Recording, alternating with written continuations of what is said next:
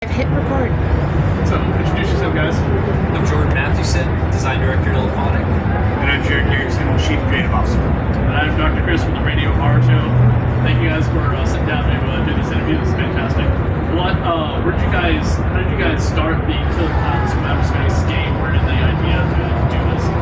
So it's kind of a crazy, weird chance and events and all this. So we met TerraVision the day after they announced the Killer Klowns game. Okay. So they'd been working on it for a while, and they were the ones that came to the Kyotos and everyone, and then we started playing it with them and giving them feedback, and then just all of these stars started to align, and then we became the publisher and co-developer of it. And so we came on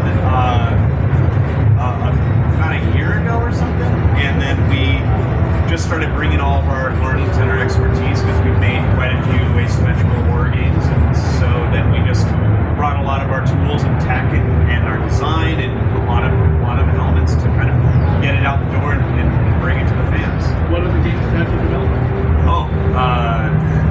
Quite a few. We've been around for 15 years, so we've made quite a few games, but standout are Friday the 13th, Predator Hunting Grounds. I kickstarted Friday the 13th. Oh, cool. Yeah, cool. Arcade-Ageddon, Ghostbusters. That's so sad. You had to crash and burn it.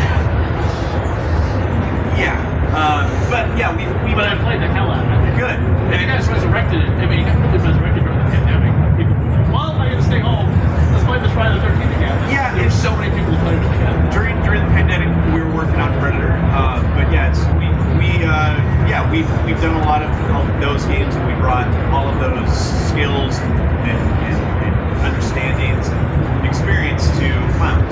That Friday the 13th game, amazing. It was very well done. But my biggest concern is that the Friday the 13th game, like the Predator, now Killer Klowns, and the Evil Dead, and Texas Chainsaw Massacre, they've launched all these player versus player games, and people are constantly complaining about where's our single player story campaign. Sure. Like Ash, the Evil Dead game is now, it's unlimited XP and you get all this stuff, whatever. And everyone's like, this is what happens when you don't play the single player campaign. It's now you guys are on the verge of closing this game down. So, single player game? I mean, no, and that's the thing. I mean, when we are multiplayer specialists, we are asymmetrical specialists, and that's what we do.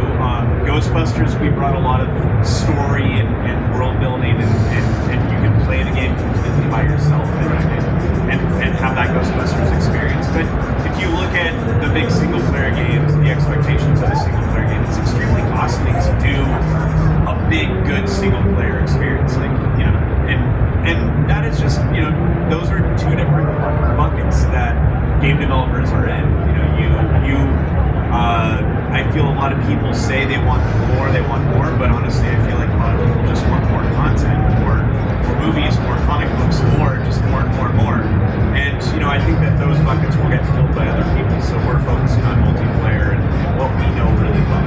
It's all about creating the community experience too. That's something you can't get with those single player games that I feel makes these experiences so much more impactful. Is when we're trying to recreate and kind of do what you would feel if you were a part of the movie. Like that is only further increased in how effective that is with the ability to be around other people that are also playing and making decisions in real time that create all these different outcomes and give you those moments that you would never have that continue to come. How are you guys going to keep people interacted in the game a year later? Because like I played Texas Chainsaw Massacre, and that community seemed to like just disappear. What are you guys going to do to make sure that people are still? Our games are totally different. We have a lot of content already in the pipes, ready for, you know, live. You know, and that's the thing. Like, this isn't our first rodeo. Like, if you look at what we did with Predator and what we're doing for Ghostbusters and what we're doing for all of the other projects that we've worked on, like, there's plans. We're not like, oh, get the game out and then we'll figure those things out. We already have everything really set up that we're holding back, and we're not talking about. Like, we're not even talking about another group of maps just for the game. We're not showing the customization of the clowns and the humans yet. There's so much more that we're holding back for, you know, the next few months to show, like to have a completely different game. And so, you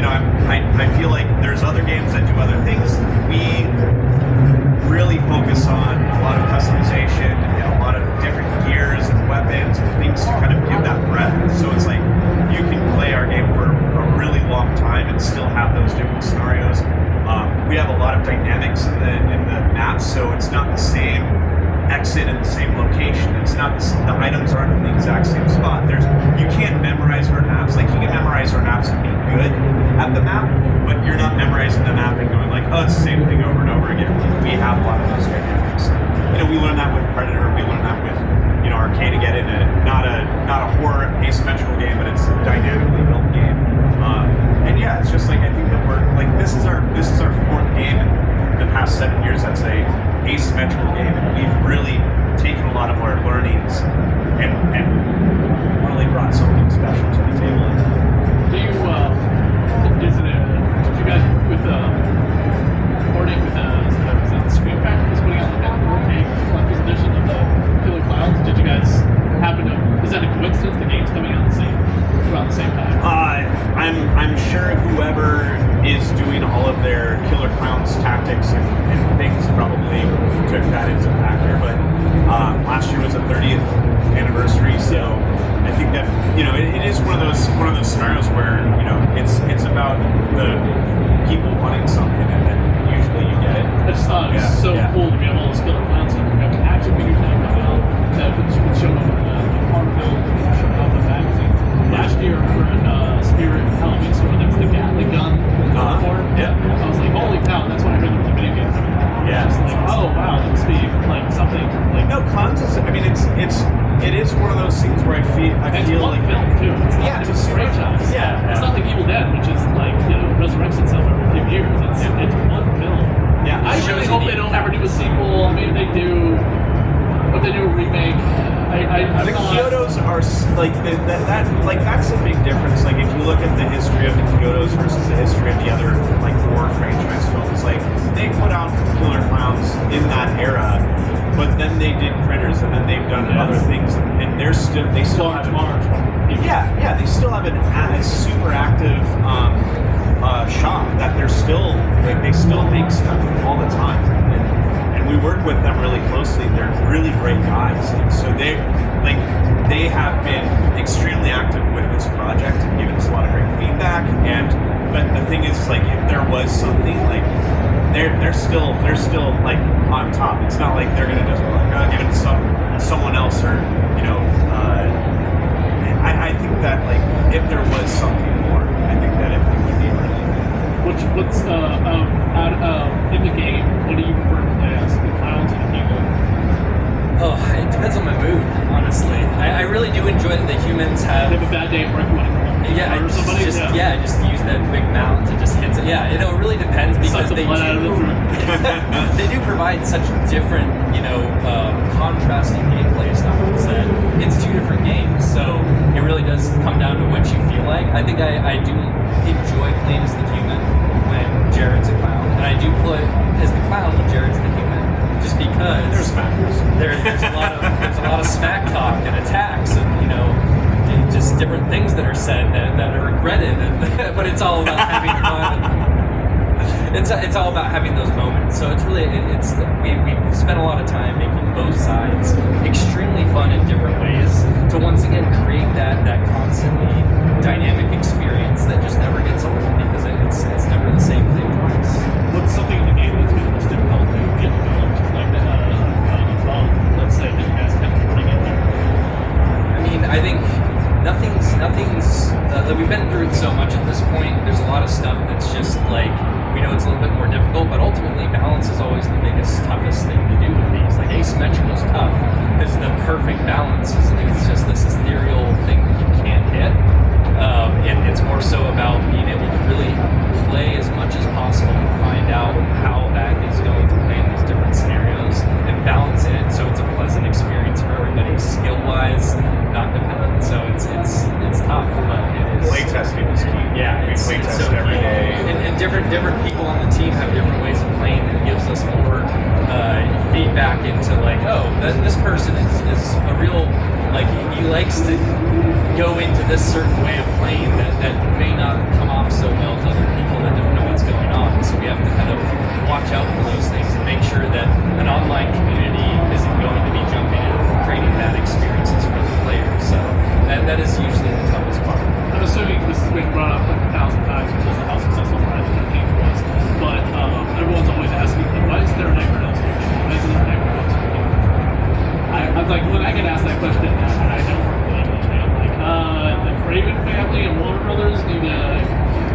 post something, and then that's but I'm everything. sure I've seen that on your message boards, and I've seen that on Twitter. I forget who follows somebody on Twitter. It's Gamee. It's an active partner at Gamee. But I remember seeing that post. Nightmare on Elm Street game. Do a Nightmare on Elm Street game. And it's just like, it's not that easy. There's complications with Nightmare on Elm Street. Everything back then was licensed, and someone like they like all of that era of filmmaking was a bunch of guys kind of like us, like, you know, I've got this thing. Oh crap! A bucket of blood costs how much? You know, it's just like they had to sell so many pieces of it, and all those people now need to align for that thing. And luckily enough, the Kyotos had like everything. They own the Killer Klowns. They are partnered with MGM, who owns, and it's not like there's a lot of Amazon. Who's Amazon now? Yeah. But more stuff. I mean, you know, So they have a partnership with them. Everything's been really. Whereas like big. Sam Raimi can just hand out the Evil Dead license because he does all those characters. Oh yeah, I don't. We never not know experts that, on that. But it's just like Ghost Core with Sony Pictures. Like Ghost Core is Sony Pictures. Yeah, that's right. So there's those things where the classics are owned by a lot of people, and that's why all that stuff happens. Do you think that's easier to get a hold of than do a game that is that they're owned by Disney or something? I mean, we did Predator, which is owned by Disney. So yeah, everything can be done if you have the right thing. You know, it's like it has to be the right idea, it has to be the right elements. What do you guys think of Prey? I love Prey. Did you see the trailer for Alien Romulus? I saw the posters this morning. Yeah. I'm very excited for that. It's got that really creepy music in it. The scene that nerves me in the trailer is you see the face hugger being pulled out of that woman's mouth. It's just like so overly grotesque, and everyone's like, well, that's the most sexual image of the trailer right there. And I'm like, well, yeah, that is what that is. Yeah, I'm very interested to see how it goes, because the past two have been very different than what I was expecting. Right. So I'm very excited to see what that does. And through Predator, like, we're very close to like the AVP fan community, so like all of those guys. So I'm just seeing my feeds kind of blowing up this morning. I haven't gotten to see the trailer yet, but I'll definitely check it out. Is the Predator game still running? Yeah. It is. You guys should put Wolverine in because he just watched Predator. Yeah, a little bit different when it gets into Marvel for sure, but yeah, we've had a lot of fun with Predator for sure. Yeah, that game was good. I didn't play it nearly as much as I did Friday the 13th. That was pretty good. Clowns is definitely a return to the evade and escape gameplay. Good. It's definitely one of those things where since I've been at Illfonic, like, I'm a huge fan of this, but this one didn't, you know, feed that or sustain that. Like, we each game that we do, we change that asymmetrical style of play to try to make something new, but also what we want is we want people to be able to play every single one of our games and not have it just seem like it's a leapfrog. So, you know, I think the Clowns, it's definitely a return to that definite different style. Fire Team, you know, in Predator, it's like a bunch of dudes with guns. It's very much on canon. Yeah. If we were to make the Fire or a bunch of people escaping from a Predator, that doesn't feel like Predator. Predator's a bunch of macho dudes running around in the jungle with firepower. Yeah. So that's what we felt that we should do. Ghostbusters, it's proton packs, PK meters, ghost traps, and that's the focus of it. And us being able to play in that world was extremely fun. And then with the Kyotos and Clowns, it's like it's definitely that return to their film where it's a bunch of teenagers trying to get out of there, trying to escape, but they can fight the Clowns, and the Clowns are not invulnerable, but they are big menacing monsters. So yeah, What's the release date? June 4th. June 4th.